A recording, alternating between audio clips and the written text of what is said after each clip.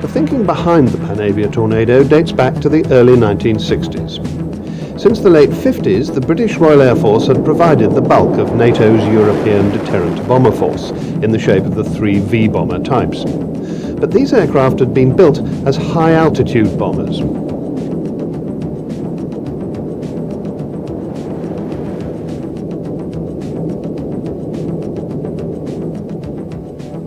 In 1960, after the shooting down of Gary Powers' U-2 spy plane, new tactics had to be developed. The V-bombers found themselves operating under all the rigours of low-level flight.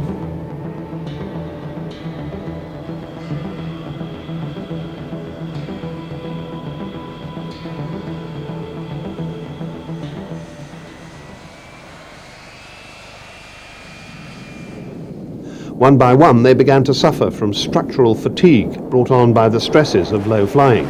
It soon became obvious that purpose-built low-level bombers were what was required.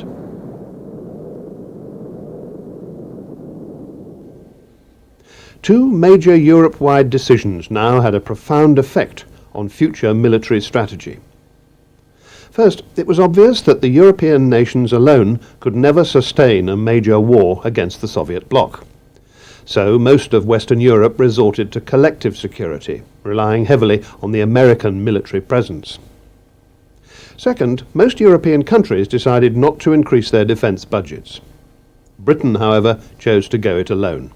It designed and produced an advanced low-level nuclear strike aircraft which could respond to a Soviet advance across Central Europe.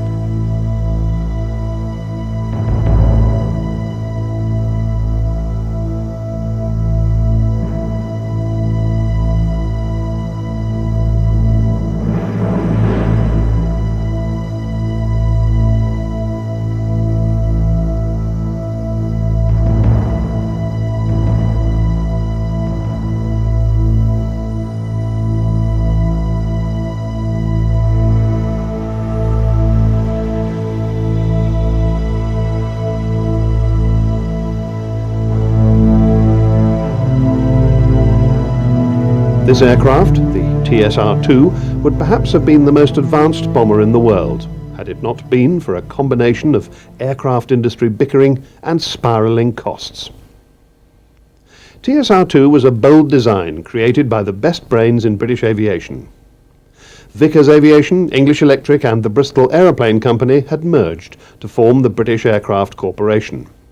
And this collective newcomer to the scene set about producing a large shoulder-wing tactical strike reconnaissance aircraft, hence TSR, that could fly at high supersonic speeds and even reach Mach 1 at ultra-low level.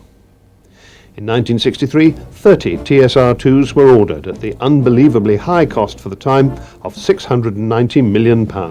It was much more than any British defence programme had cost before. To make matters worse, virtually all of the rest of the British aircraft industry had merged to form a second major conglomerate called Hawker Siddeley.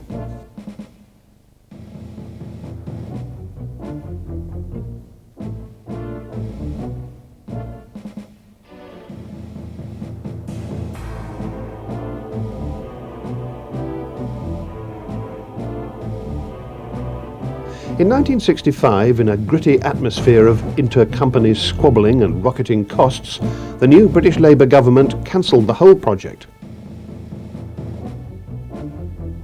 To fill the gap, the American General Dynamics F-111 swing wing bomber was ordered, and then that was cancelled as well.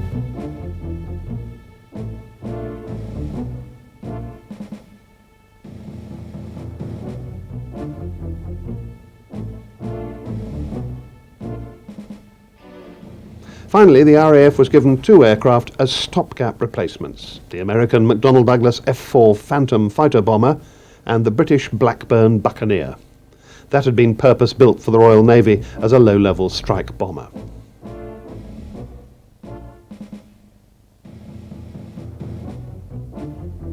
The cancellation of TSR-2 had a major effect on the British aircraft industry. Demonstrated clearly that Britain could not compete alone against the American aviation industry giants. In fact, it became obvious that no European nation could produce a major aviation project by itself. The This realization spurred the European aircraft industry into cooperation and joint working. The development of an Anglo-French supersonic airliner was already well underway. It was one of the few projects that had survived those widespread cuts of the previous decade. It was joined by an Anglo-French fighter bomber design called Jaguar. The strength of the Jaguar concept was to prove itself many years later in the close support of ground forces involved in the Gulf War. So this was the background to the development of the multi-role combat aircraft, the MRCA, that would become Tornado.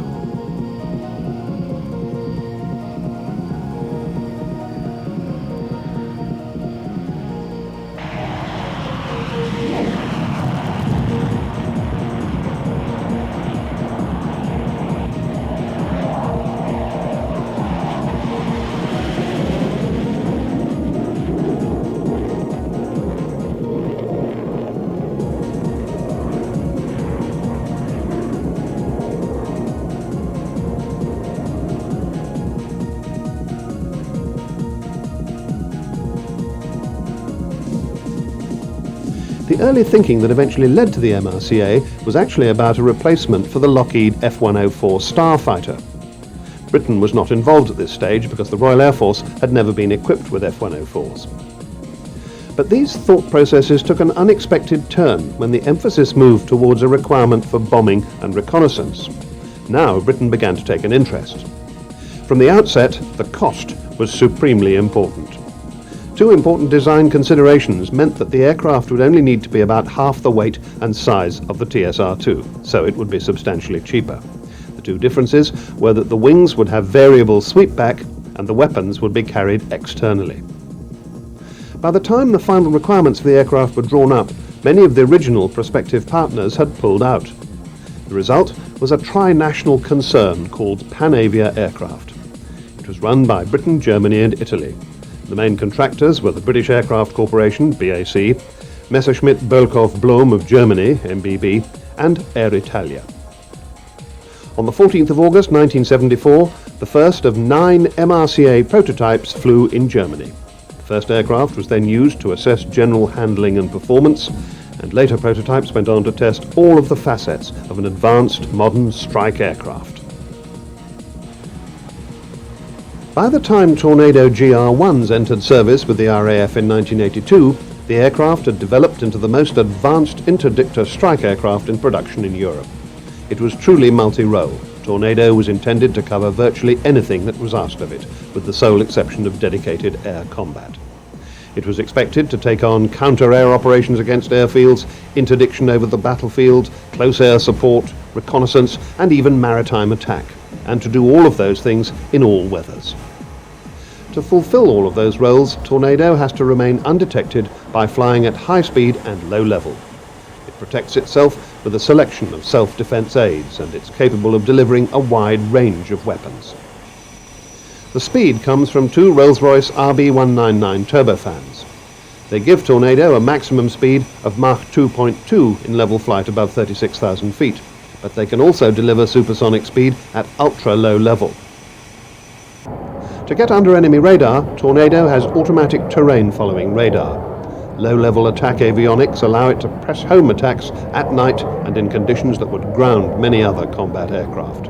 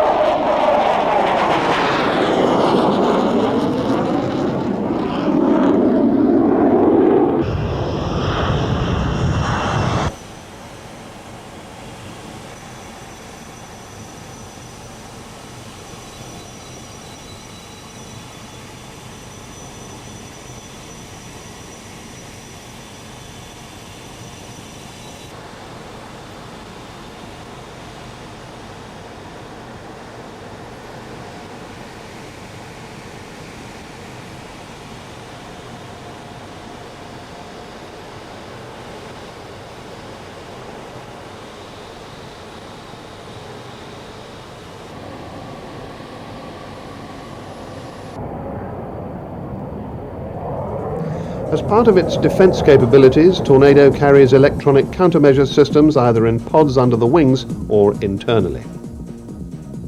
And perhaps most importantly for a multi-role aircraft, Tornado's variable geometry wings provide a high degree of strike effectiveness. For low-level flight at high speed, the wings are swept fully back. Mid-sweep works best when agility and maneuverability are required. Forward sweep is used for short takeoffs and landings. And with the wings fully forward and using the reverse thrust of the engines, Tornado needs less than 3,000 feet of landing run. That means it can land on short runways or even on stretches of road. It's also able to use parts of damaged airfields and dispersed bases.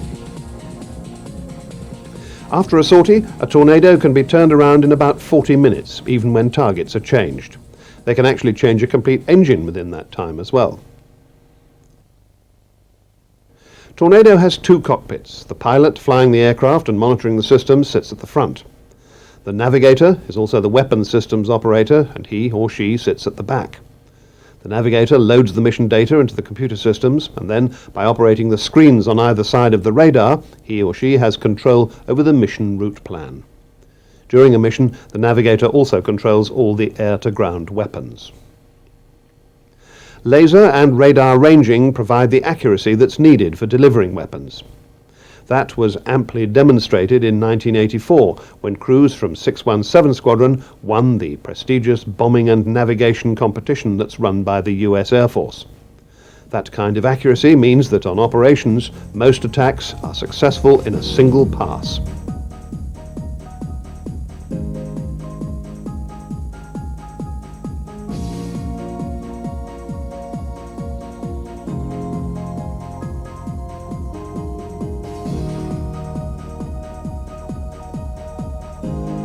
A full 10 years before the arrival of the GR-1, the RAF had realised that its UK Air Defence Force was becoming obsolete. The mainstay in the fighter world was the English Electric Lightning, which relied on 1950s technology. The force had been bolstered by the arrival of the Phantom, but that too had its problems, mostly because the government had insisted that it should be re-engined with the Rolls-Royce Spey. It didn't prove as successful as they'd hoped. Many American fighters were considered and tested, but none was suitable for the specific needs of NATO's strategy.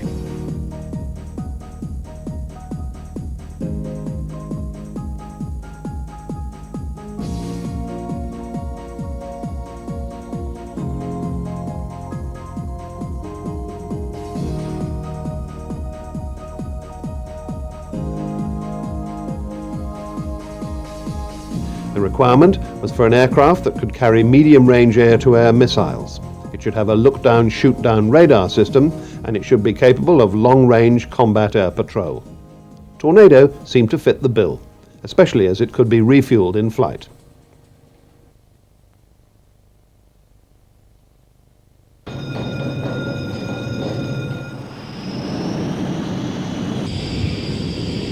So when the first production GR-1s were ordered, 3 prototypes of an air defence variant, the ADV, were commissioned at the same time. The basic design of the aircraft was the same, but there were different avionics and weapons. The Tornado F3 is part of a secure information system that provides data from a wide area supplied by airborne early warning aircraft. Like the GR-1, the F3 is armed with a 27mm Aden gun, but it also carries 2 types of air-to-air missiles. For medium-range attacks, there are 4 Skyflash missiles with classic AIM-9L sidewinders for short-range use. Although the aircraft were built by the same tri-national consortium as the bombers, only the RAF and subsequently the Royal Saudi Air Force ordered them. The next version of the Tornado is the GR-1A, the reconnaissance variant.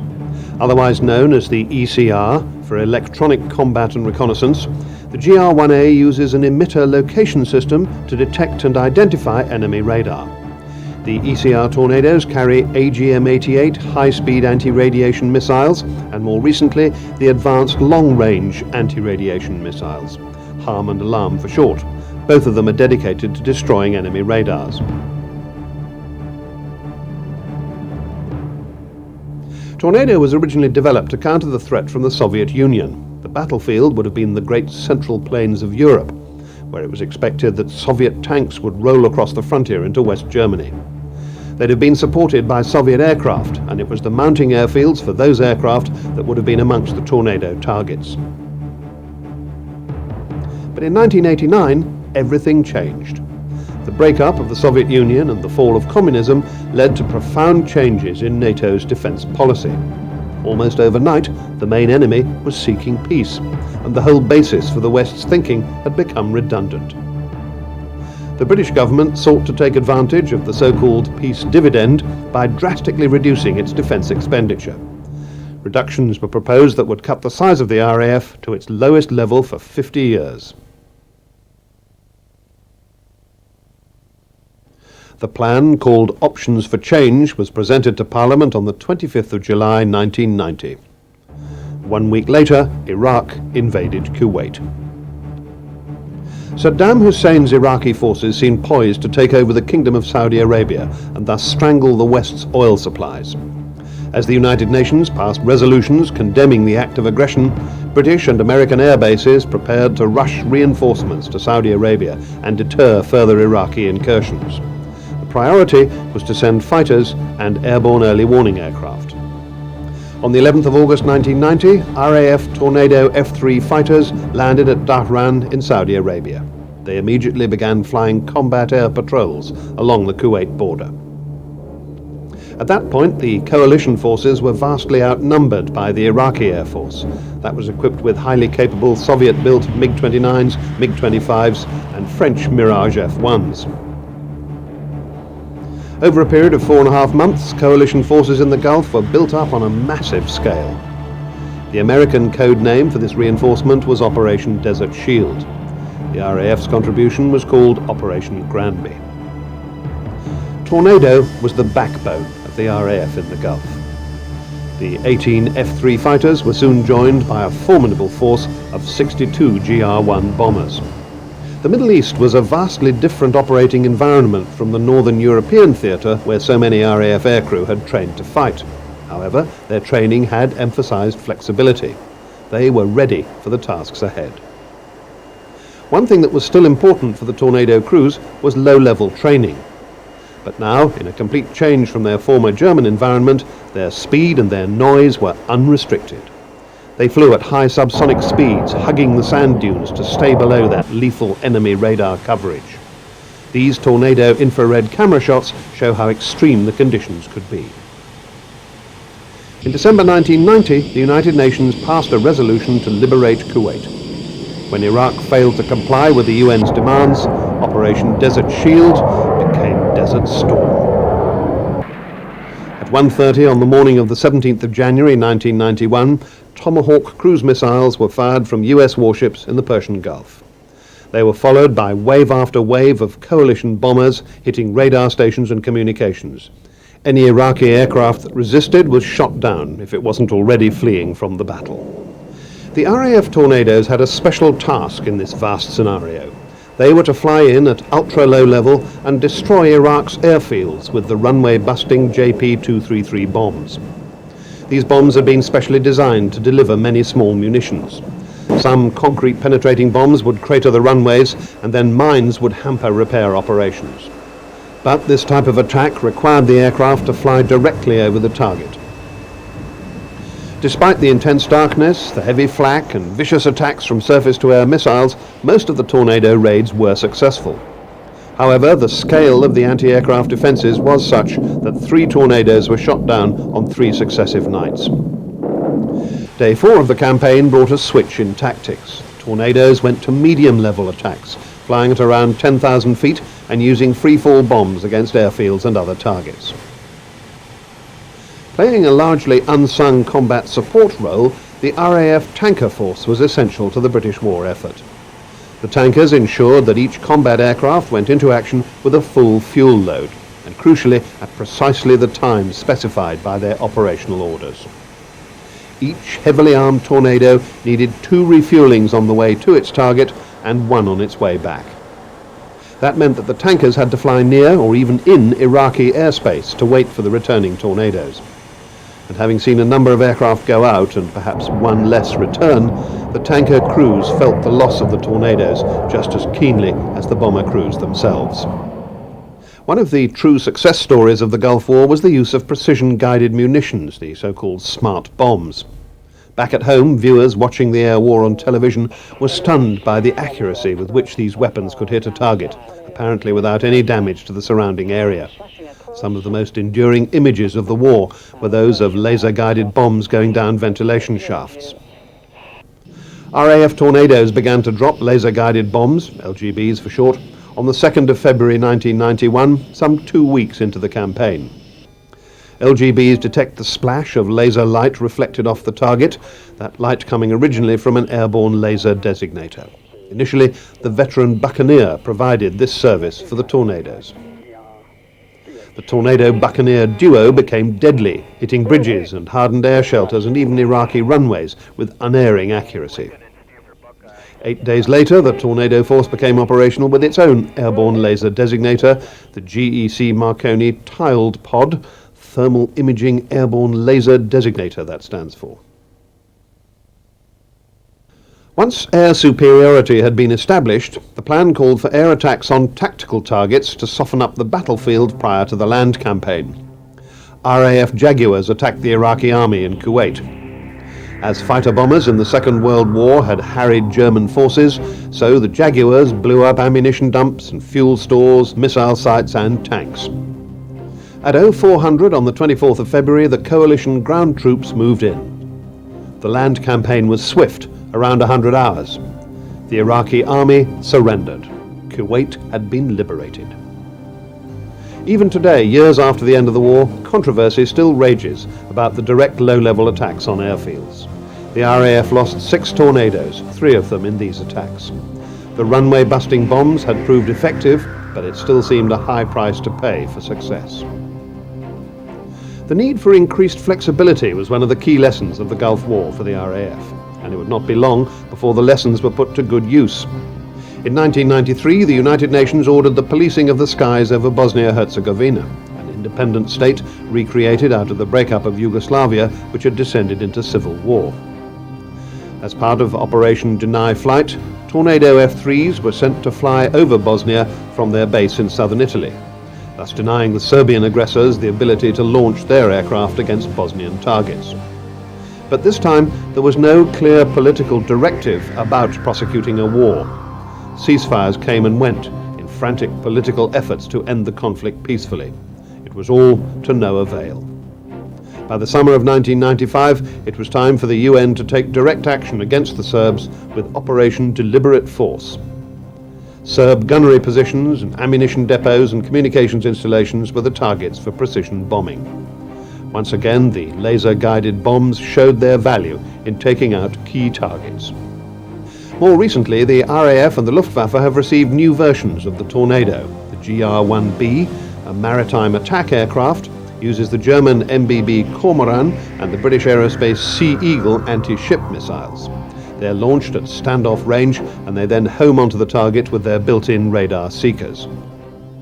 Finally, the RAF is expecting to receive the new GR-4 bomber version with its so-called midlife update to the original GR-1. It'll have GPS navigation, improved weapon systems including Paveway 3, that's the latest generation of US laser-guided bombs.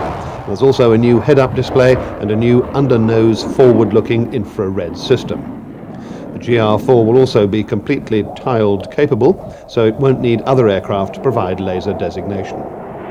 The penalty for all of this is that it loses its terrain-following radar. More than 900 Tornadoes have been built. They continue to provide NATO, the Royal Air Force, the Luftwaffe and the Italian Air Force with top-quality frontline aircraft.